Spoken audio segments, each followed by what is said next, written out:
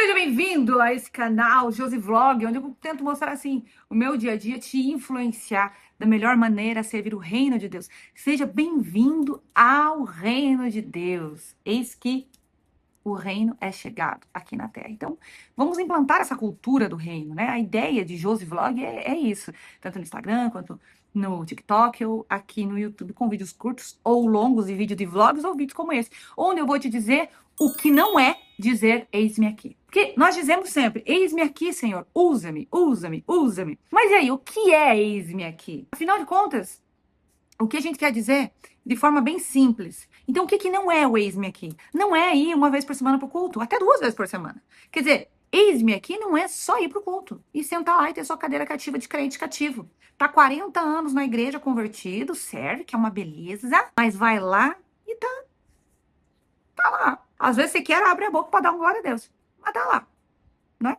De corpo presente, mas o espírito não tá avivado, não tá ouvindo a voz do Senhor. Às vezes ele tá pedindo para tu entregar alguma coisa para alguém, para orar por alguém, para ficar de joelho, para influenciar outras pessoas a ficar também. Então, apenas estar de corpo presente no culto não é o eis-me aqui. Servir de só de corpo presente também não é o eis-me aqui. O eis-me aqui também não é servir operando em sinais e maravilhas em um chamado ouvindo audivelmente a voz do Senhor. Eventualmente pode ser, tá? Mas vou te dizer uma coisa, quase ninguém ouve, tá?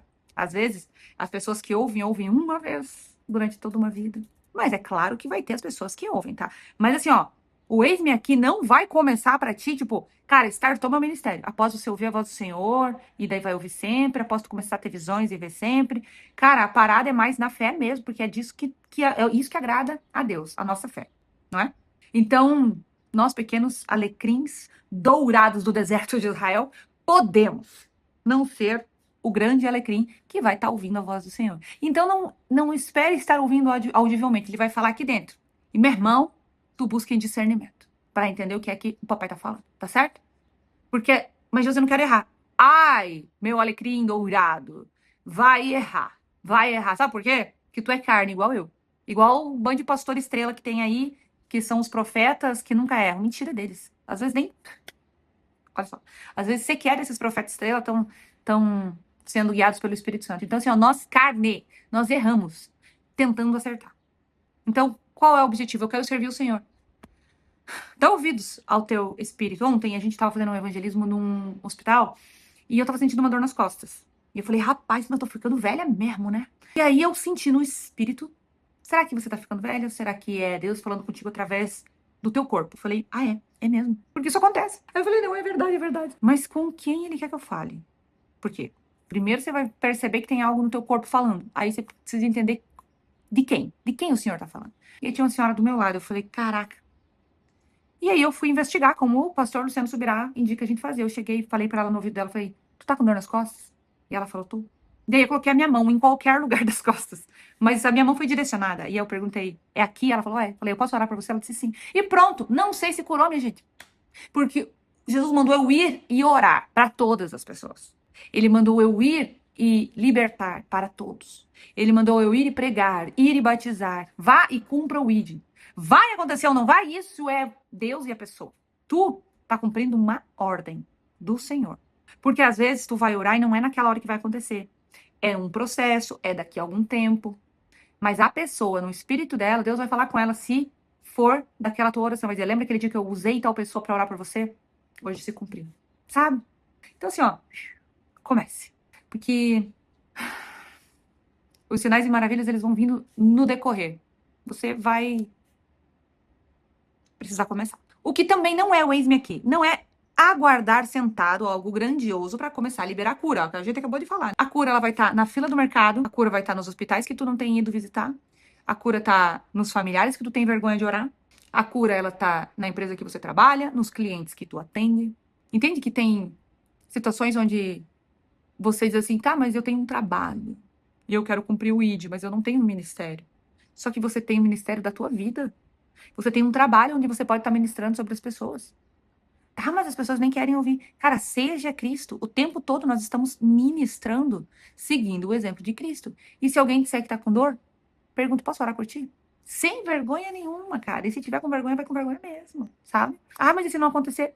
Deixa eu te dizer uma coisa, na maioria das vezes não acontece mesmo. Só que só vai acontecer se você começar a orar. Tem um pastor que chama Pastor Theo Hayashi. Ele conta que na juventude dele, ele saía com os amigos pra orar. E eles colocavam uma meta. Enquanto nós não curarmos 6 pessoas, enquanto nós não curarmos 10 pessoas, nós não voltamos pra casa.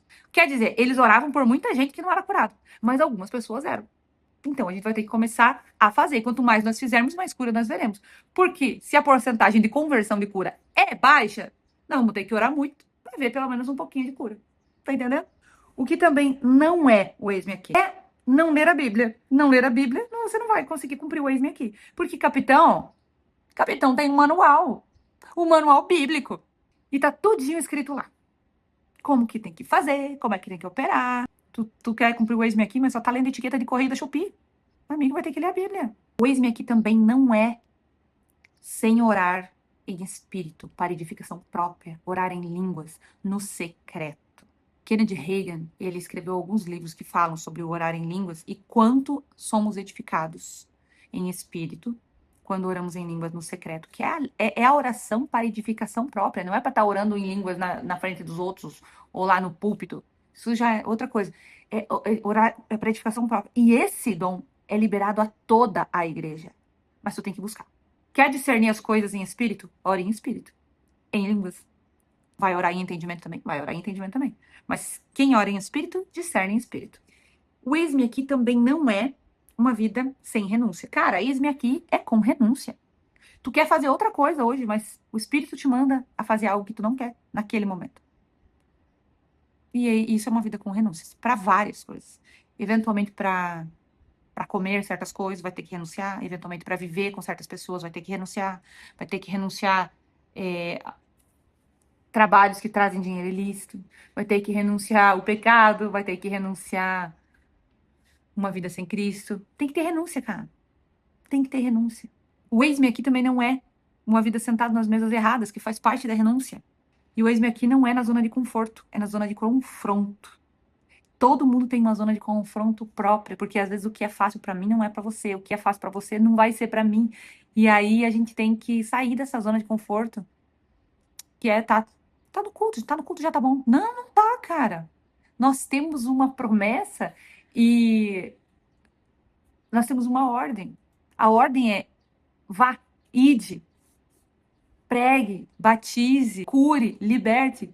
E a promessa é de que faríamos coisas ainda maiores do que as que Cristo fez, porque foi Ele mesmo que falou que a gente ia fazer. Então, se Cristo andou ressuscitando pessoas por aí, por que que nós ainda não estamos? Porque nos falta fé. Então, que Deus, oremos para que Deus cresça a nossa fé. O eis-me aqui não é com começos grandiosos. Então, comece com o que tu tem, que é tudo isso que a gente já falou anteriormente, porque quando você honrar a Deus no pouco, Ele te colocará sobre muito. E esse versículo, ele cabe para tantas coisas, principalmente pro nosso querer ir e fazer, porque às vezes a gente quer ir fazer achando que a gente vai começar grandiosamente, quando não vai. E por fim, o eis-me aqui não é com certeza ele não é, porque disso aqui tu vai precisar muito. Ele não é uma vida sem ousadia. Ore por ousadia. O que é ser ousado, Josi? É ver alguém chorando, se sentar ao lado e dizer, eu posso orar contigo? É ver alguém que está doente, chegar ao lado e dizer, eu posso orar contigo? Ou orar por ti, porque são duas coisas diferentes. Ousadia. Ousadia de ir e fazer e ver acontecer. Falta-nos muita ousadia. Então, que tenhamos ousadia. Que sejamos a ousadia. E que a nossa ousadia contagie as pessoas ao nosso redor. Então, hoje, Pai, eu libero ousadia. A mesma e maior. Não. Uma ousadia 100 vezes maior do que a ousadia que Cristo tinha aqui na Terra. Quando ele andou por essa terra e foi ousado. Ousado com palavras, ousado com orações. Ele foi ousado com as mãos. Ele foi usado até quando ele não orava. Quando alguém tocava nele e era curado, ou no manto dele. Então, que tenhamos a mesma ousadia que Jesus teve, que tenhamos a ousadia que Pedro tinha, a ousadia que Paulo tinha, a ousadia que os apóstolos tinham, que a mesma ousadia de Atos dos Apóstolos recaia sobre nós. A ousadia da igreja primitiva recaia sobre nós. Que sejamos ousados, Pai, no nome de Jesus Cristo, amém. Que esse vídeo chegue a todas as pessoas que estão orando pelo eis-me aqui. Talvez ainda não tinham entendido o que não era o eis-me aqui, mas agora talvez tenha ficado claro de uma forma bem simples de entender, tá certo?